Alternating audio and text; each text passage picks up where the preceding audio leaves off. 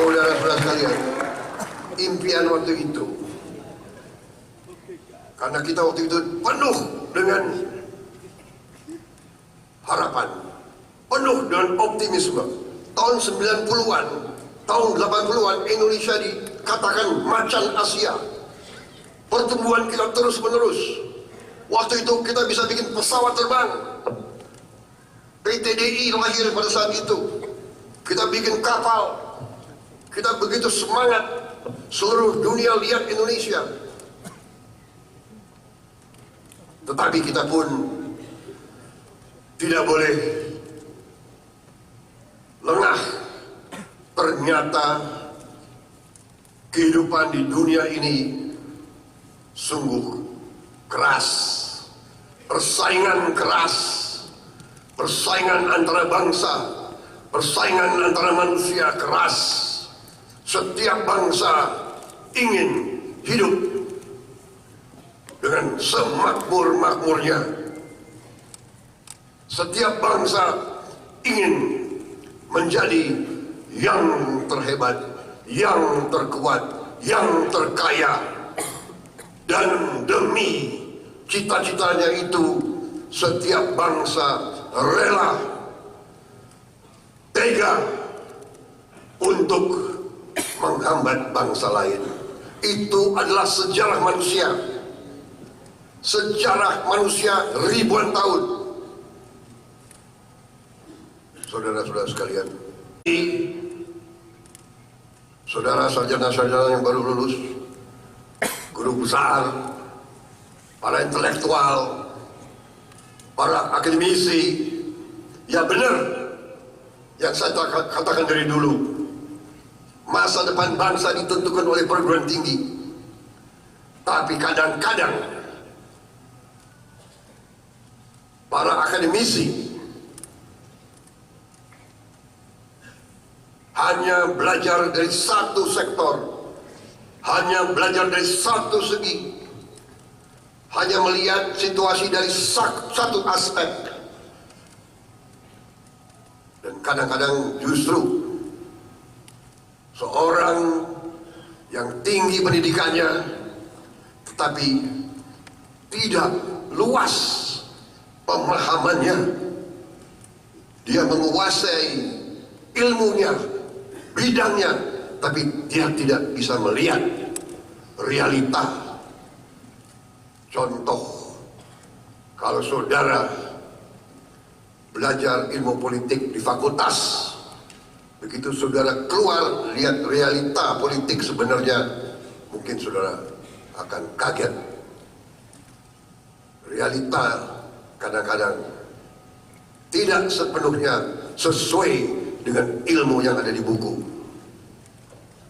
Dan awaknya. Karena itu kita butuh anak-anak muda yang nanti akan menguasai teknologi.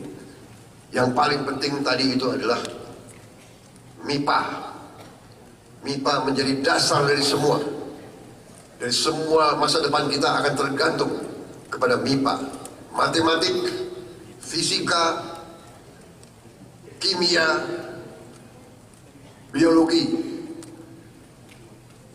Menghadapi virus pandemi, kita butuh ahli-ahli biologi. Menghadapi nanti krisis pangan dunia, kita butuh ahli-ahli biologi. Untuk menghasilkan obat yang bisa terjangkau oleh seluruh rakyat Indonesia, kita butuh ahli-ahli kimia, ahli-ahli farmasi. Kita harus bikin obat di Indonesia, bukan impor obat lagi.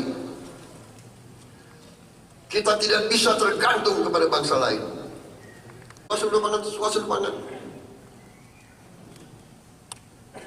Saya bicara food estate, bukan saya bicara food estate. Ibnu Sutowo sudah bicara food estate tahun 60-an. Ada orang-orang Indonesia, ada tokoh-tokoh Indonesia, ada intelektual Indonesia yang mengejek saya, mengejek konsep food estate.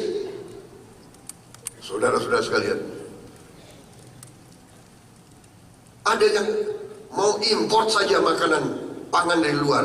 Saya katakan, kalau terjadi krisis di dunia, kalau negara-negara lain tidak mau jual pangannya ke kita, masa di 280 juta rakyat Indonesia harus tergantung kepada bangsa lain? Padahal yang Maha Kuasa memberi lahan yang cukup, memberi tanah yang subur, memberi air yang cukup.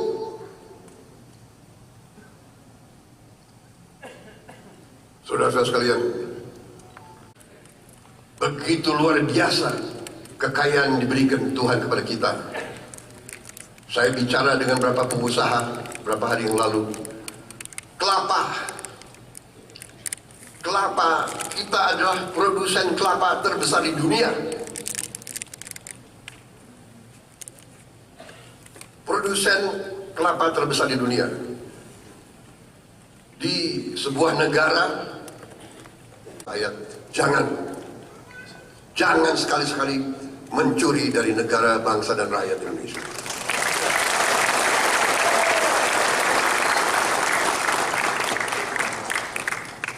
Harus menjadi kuat. Ingin kaya, bagus. Ingin kaya, supaya orang kaya membantu orang yang kurang kaya dan belum kaya. Harus jadi kuat, kaya untuk membantu yang lemah. Saudara sekalian. Tapi jangan kaya dengan mencuri dari rakyat. Saudara-saudara sekalian, saudara boleh bangga jadi sarjana, tapi saya dalam hati saya sebenarnya, saya sangat hormat sama pedagang kaki lima, sama tukang ojol, sama tukang bakso, sama petani, sama buruh tani, sama pekerja harian, sama buruh di pelabuhan, sama nelayan yang nyawanya dipertaruhkan untuk cari makan untuk istri dan anaknya. Si pedagang kaki lima tiap hari keluar, dia dorong itu keringat fisik mencari makan untuk anak dan istrinya. Itu yang kita hormati. Mereka mulia, mereka jujur, mereka halal. Ilmumu harus untuk bangsa dan rakyatmu. Ilmumu untuk bangsa dan negara. Saya suka dengan moto UKRI. Belajar